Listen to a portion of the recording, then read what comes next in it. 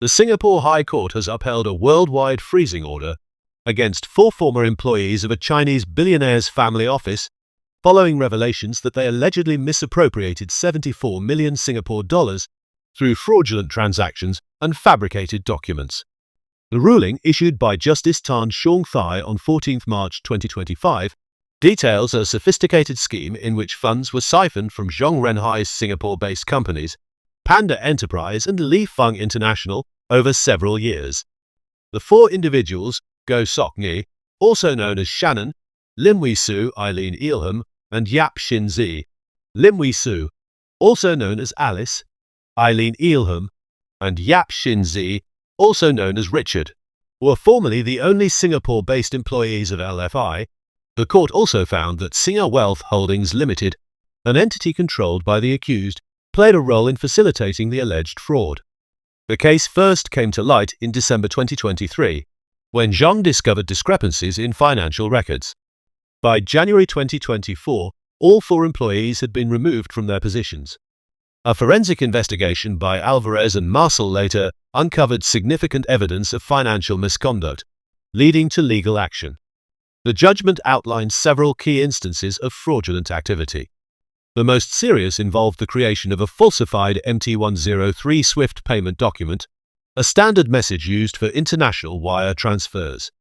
According to court records, Shannon sent Zhong a fabricated MT-103 on 25 October 2023, claiming that Singer Wealth had transferred $22 million to LFI. However, forensic analysis showed that no such transaction had taken place.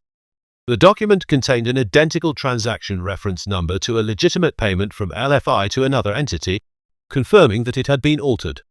Justice Tan stated in his judgment, "The fabricated MT-103 is a forgery perpetuated to deceive Zhong regarding the unauthorized transfer of funds to Singer Wealth that belonged to the claimants."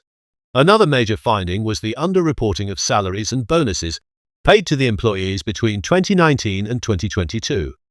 The forensic report found that Shannon, Alice, and Eileen received a total of 8.36 million Singapore dollars in excess payments that had not been properly disclosed to Zhong.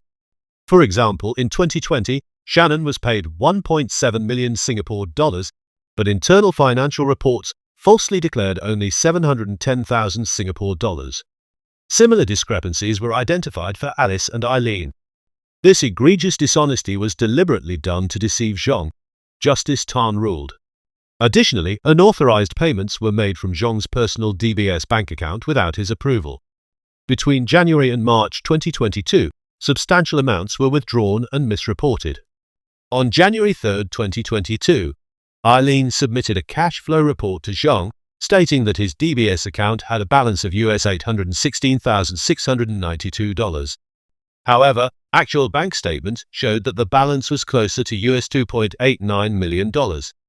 Justice Tan noted, without a valid explanation, Shannon's and Eileen's concealment of the true value of Zhong's DBS account and the immense outflow of funds to the defendants constitute egregious dishonest acts that enable the inference of a real risk of dissipation.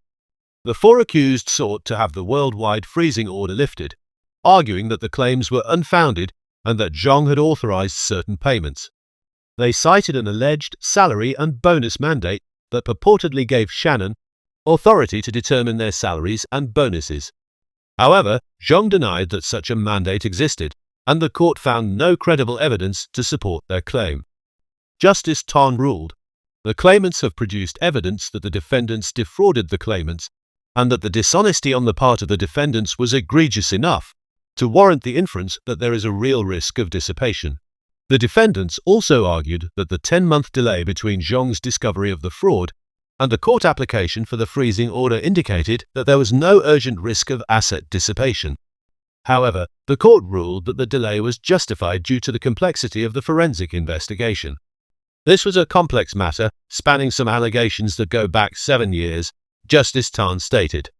The case is the latest in a series of financial scandals in Singapore's wealth management sector. It follows last year's 3 billion Singapore dollars money laundering case, which implicated multiple single-family offices and led to increased regulatory scrutiny by the Monetary Authority of Singapore.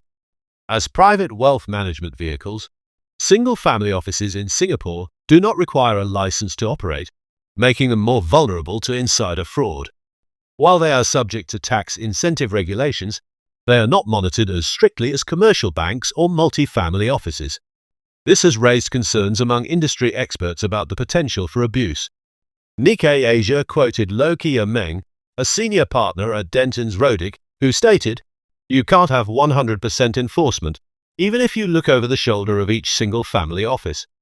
Every system has gaps, and if people want to exploit the gaps, they will." Mars has already begun tightening regulations on family offices, requiring them to open accounts with regulated financial institutions and notify authorities when they begin operations. However, legal experts say more transparency is needed to prevent similar incidents. The worldwide freezing order will remain in place as legal proceedings continue. The case will now proceed to trial, where the court will determine the full extent of the fraud and the final penalties against the accused. For Singapore, the case serves as a stark reminder of the need for stricter governance in the wealth management sector. While the city-state remains a leading financial hub, cases like these risks associated with rapid growth in the family office industry.